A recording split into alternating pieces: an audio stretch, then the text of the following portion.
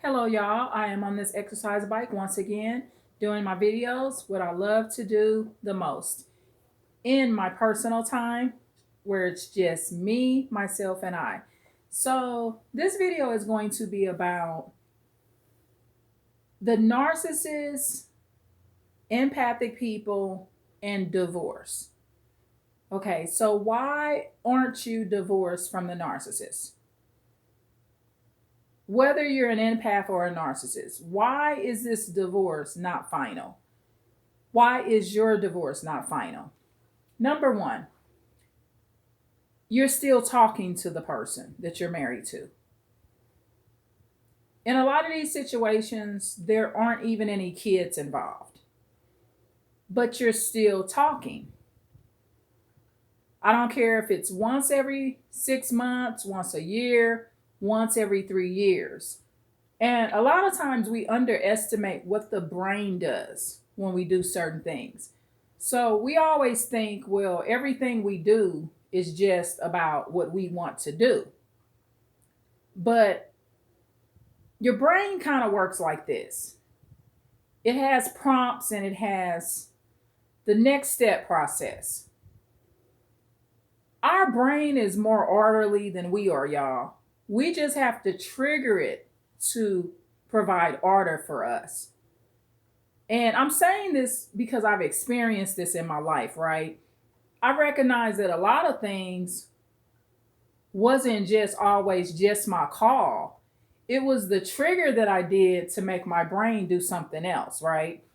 And I learned a lot of this, y'all, because I used to watch the brain surgeons, right? And the tips and things that they would give and learning about the brain. So once you learn about the brain, you understand what you may need to do to trigger it to do better things. So, for example, in my opinion, this is just my opinion. Okay, you're procrastinating on your divorce and you're in a position where you want your divorce. Emotionally and mentally, you want the divorce.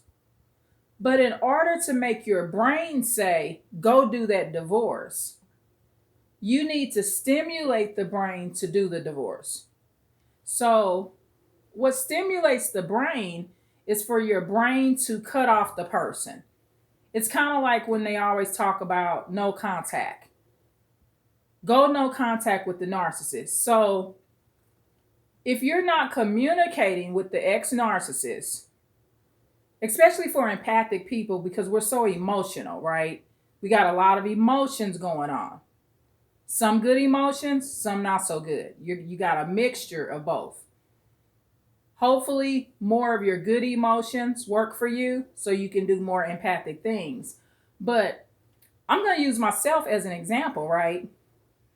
If I have not finalized my divorce, in my case, I feel like my brain would prompt me to want to be more active in my divorce proceedings because I'm doing these things. I'm going no contact, for one. Number two, I've expressed to the ex husband, hey, I no longer like you no more. I don't want to be around you. I don't want to be a bother with you. I don't want to sleep with you. I don't want to have anything to do with you. I think you crazy. I think you a maniac. I think you miserable. I do not want to spend the rest of my life with you. Right? So, in extreme circumstances, and this may catch some of y'all off guard, but if you told your ex, hey, if you roll up to my house, I'm going to take you up off this planet, that tells the brain, go get divorced. Your brain has a clear direction and a clear order that's very precise as to what it should do. And I'm not saying go do that. I'm just saying sometimes we got to prompt the brain to do what we want it to do. So if you want to get more serious about your divorce from the narcissist and stop procrastinating, especially if there's no kids involved, begin by going no contact. And then if there are kids involved, only communicate with the narcissist about the kids. Make it just about the kids. No personal time with the narcissist. Everything we got going on is about the kids. And that's it. I don't care if it's just one child. Even if it's a child that's adopted, it's about the kids. And what gave me the idea to do this video, y'all, is I was talking to someone and they had mentioned their divorce. And, they were saying it still hadn't been taken care of. And I kind of gave my opinion. I said, well, I feel like it's because of this. In my opinion, the person had a different opinion of why they thought it wasn't done. Procrastination or whatever their reason was. But I said, well, I think it's not done because you and your ex-husband still communicate, right? And the lady said to me, she said, well, we don't talk that often. Every 5 months, every 6 months or whatever. I said, well, that still, in my opinion, can affect things.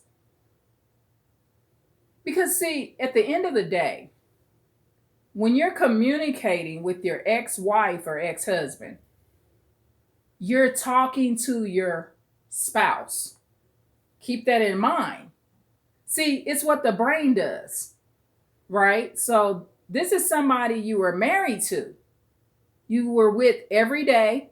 I'm assuming you were in the same bed, in the same home, usually in a traditional marriage. And you were spending all this time with this person. Not all of it was quality time. Unless you're in what do you call a unconventional marriage, right? Unconventional marriages, you're married, but you're not always in the same house. Those are different. But even in those, you may not be under the same roof every day, but you still may agree to see each other every day. So at the end of the day, in my opinion, if you're communicating with your ex-wife or ex-husband, you're confusing your brain. Your brain doesn't think divorce. That's just not how the brain works. The brain actually, the emotional part of the brain is actually bonding you to the narcissist. Because keep in mind, even if you're just talking to the ex-wife or ex-husband on the phone, you are talking to your spouse. Now, another thing that will help you get divorced. If you are threatening your ex-wife or husband, like I used the example earlier, worst case scenario, you're threatening the person, you let them know, look, I don't want to even see you, right? If I see you, I'm going to be so upset, I don't know what I'm going to do. These are extreme circumstances. Maybe you was married to a pedophile, okay? And this is just how angry you are with this person. Whether the pedophile be male or female, I don't know. It can be many different circumstances. Maybe your ex-wife was making passes at your adult children.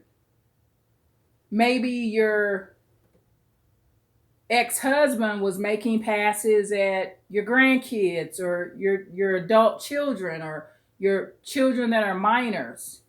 There's so many different situations, but I think ultimately the most important way to get that divorce done, for one, like I said, this may trigger it all, so I'm going to explain this. If you're in no contact, now you're triggering the ex-narcissist brain. And guess what? A lot of times if you go no contact, you're going to get a knock at the door and they serve you with the divorce. And they start the proceeding, and then you get your lawyer and you go along with the proceeding. I hope this makes sense. You're not just triggering to get the divorce in your brain, you're triggering that narcissist to do it too. you're also triggering them to do a lot of vengeance and hateful things because you're in no contact. But this is a process you must go through if you want to better your life for the future. It just has to be done. You'll be thankful later, right? Fill your time up with other things: cleaning, organizing, working, taking care of the kids, hobbies, businesses. It's so many other things to do. Spending quality time with good friends and family members on the phone and in person. Go to family reunions. Go to a funeral. Take a trip out of town. Spend time with your grandkids. There's a lot of stuff you could be doing. Go pick up your nieces and nephews, right? There's just so much you could be doing, but ultimately, you gotta trigger the brain for your brain to want to be divorced. And the way to do it is to be in no contact. And if there's kids involved, limited contact. And the limited contact is just the meeting with the kids. And just a suggestion, when there's kids involved and there's a marriage you're trying to get out of because it's just in the best interest of yourself and your safety or whatever, emotional, mental safety, physical in some cases, another way to trigger the brain, or another thing I'm going to say, or another way to trigger the brain to make the brain want to be divorced is by not allowing the narcissist spouse in the house. So see, if they're no longer in the house, the brain is going to say, go file that divorce. And these are just my suggestions. Because see, we're in control of our actions, but we want our brain to drive us in the right direction. And once your brain starts telling you what to do and sending those messages to yourself to tell you what to do based on what you're putting in that brain and what it's storing, it's just like a computer, y'all. You're going to be so successful. And the next thing, you're going to wake up one morning and you're going to be divorced. It's going to go so fast. But if you really want that, stop talking to your ex. Stop talking to your ex-wife or husband.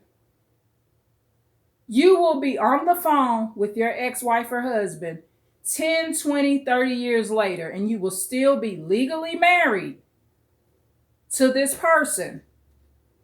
And you will be so far from a divorce.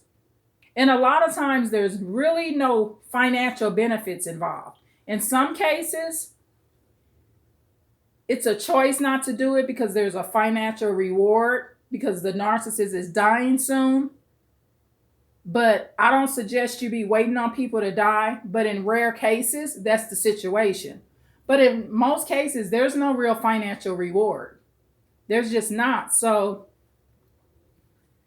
decide that you want to be divorced by beginning no contact. And then next thing you know, something's just going to spark in the brain. Go get your papers today. Call your lawyer today. And you're going to be divorced. It's going to happen. I wish all marriages could work. I wish that there was no divorces. However, what you don't want to do is to be holding up your life, talking to ex-spouses, and deep in your heart and soul, you want to be divorced. However, you're not putting in the work and you're not doing the action that needs to be done for your brain to say, go get divorced. And that action has to be, in this case, usually and finally, no contact. And once you get the divorce, if you decide you want to talk to your ex-wife or husband once a year, fine. That's your prerogative. But at least you'll be doing it divorced. And at least you'll be talking to them and they're just a true distant friend, not your wife or husband anymore. And this video is mainly for people that really want to be divorced, but they're struggling to get it done. They don't know why it's not being done. They know for a fact they'll never live or be around this person in the home anymore. There's no kids involved. You don't plan on letting your ex-wife or husband see the grandkids or any of that, but you're like, wow, why aren't I divorced? And that's why. That's basically, it could be because you're not doing no contact. So your brain just ain't working for you in this area. So I hope this helps. These are tips that I use in my real live life. And it's worked for me. And my brain does a lot of its own work. But I got to show my brain and my Lord in heaven what I want too. And then my brain and the Lord, they'll work together and make it happen, right? So it may sound crazy to you, but it works. I'm just giving you a good example because just like I told you with the lady earlier, she wants to be divorced. She's living her life. She does. She wants to be divorced, but she just may not understand or may not really believe, not just understand, how talking to that ex-husband, in her case, could be making her procrastinate more because she's continuing to talk to her husband. You see, that's what the brain emotionally is saying. You're on the phone with your husband. So that brain is bonding. It's the same way if you're talking to an ex-wife. For the men, it's the exact same way. Okay, so I hope these tips help. Get more organized, get that divorce, get that paperwork out of the way so you can move on to your next project. Okay, please like, share, and subscribe. I've been on this bike almost 18 minutes, y'all. I appreciate you listening.